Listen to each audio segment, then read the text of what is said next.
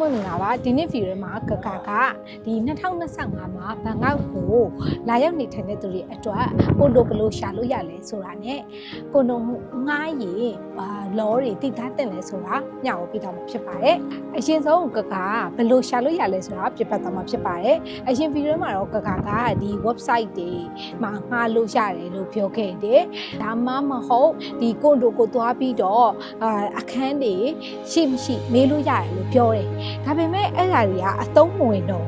ဘာဖြစ်လို့လဲဆိုတော့ website တွေမှာသွားမေးရင်သူတို့မှာ listing အရမ်းများတဲ့အတွက် reply နဲ့မလာတာဖြစ်နိုင်တယ်ပြီးတော့ reply လာပြီးသွားရင်ဒီအခန်းက available မဖြစ်တော့တာဖြစ်တတ်တယ်များသောအားဖြင့်မရှိတော့တဲ့အခန်းတွေပဲများပါတယ်ပြီးတော့ရင်တော့နောက်တစ်ခုကတော့ဒီကွန်ဒိုမှာသွားမေးပြီဆိုရင်လည်းဒီမှာဆိုလို့ရှိရင်ပုံမှန်ဈေးထက်ကွန်ဒိုအောက်က lobby မှာမေးတဲ့ဈေးကအများကြီးများနေတတ်ပါတယ်ဥပမာကွန်ဒိုကဒီဘတ်2000ခွဲထန်ကွန်ဒိုဆိုလို့ရှိရင်ဒီကွန်ဒိုအောက်မှာသွားမေးရင်အနည်းဆုံးမရှိဘူးဆိုလို့ရှိရင်ဘတ်3000လောက်ရှိတတ်ပါတယ်ဘလို့ရှောက်ဖွေးလို့ရလဲဆိုတော့အယိုးရှင်းဆုံးနည်းလမ်းတစ်ခုဖြစ်တဲ့ဒီ Facebook group တွေမှာရှာဖွေရဒါမှမဟုတ်မြန်မာ agency တွေကိုလိုချင်တဲ့ budget တွေနေညာတွေပြောပြီးတော့ရှာခိုင်းတာတွေဒီ Thai agency တွေကိုပြောပြီးတော့ရှာခိုင်းတာတွေလုပ်ပြီးတော့အခန်းတွေကိုအလွယ်တကူရှာဖွေလို့ရပါတယ်ကျညာဝဲလာအောင်မယ်ပေါ့နော်ရဲ့ဒီ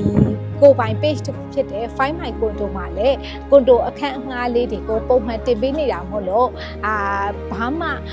ဒီ extra charges မရှိဘဲနဲ့ agent fee ပေးစရာမလိုဘဲနဲ့ဒီ Find My Condo မှာကွန်ဒိုတွေကိုငှားရနိုင်ပါပြီ။လည်း agent မေးတဲ့မေးခွန်းလေးတွေကိုသိချစွာဖြေပေးဖို့လိုအပ်ပါတယ်။ကဲဒါဆိုရင် legal အရာဘာတွေသိထားသင့်ဖို့လိုလဲဆိုတော့ကိုကဒီမှာ long term ငှားနေမှာဖြစ်တဲ့အတွက်ကိုမှာ valid visa ကိုရှိရပါမယ်။ငှားမဲ့အခန်းတန်ဖိုးရဲ့3လစာရှိရမယ်။ပြီးတော့ရင်တော့ဒီငှားတဲ့အချိန်မှာဒီ agent ကို TM30 လုပ်ပေးနိုင်လားမေးပြီးတော့TM30 လုပ်ခိုင်းမှာ rental contract ကိုတေချာစစ်ဆေးပြီးတော့အခန်းကိုတေချာစစ်ဆေးရမှာဖြစ်ပါတယ်။လို့လဲဆိုတော့အခန်းကငကိုကလေးကပျက်စီးနေတဲ့အခန်းဖြစ်တယ်ဆိုလို့ရှိရင်သူတို့က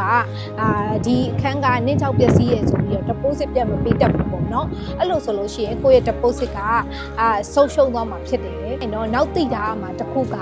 ထိုင်းမှာကိုကဒီအခန်းမှာမနေဖြစ်တော့ဘူးဆိုလို့ရှိရင်တစ်နှစ်ပြည့်ရင်တော့ကိုကတစ်လကြိုပြီးတော့သူတို့ကို inform လုပ်ပေးရမှာဖြစ်ပါတယ်။အဲ့နဲ့ပတ်သက်ပြီးတော့သိချင်တာလေးတွေရှိရင်လည်းရဲ့ဒီဗီဒီယို comment လေးမှာမေးခဲ့လို့ရပါတယ်။ဒီနေ့ဗီဒီယိုလေးကဒီလောက်ပဲဟုတ်ချဗီဒီယိုကြည့်ကြမယ်နော်တတား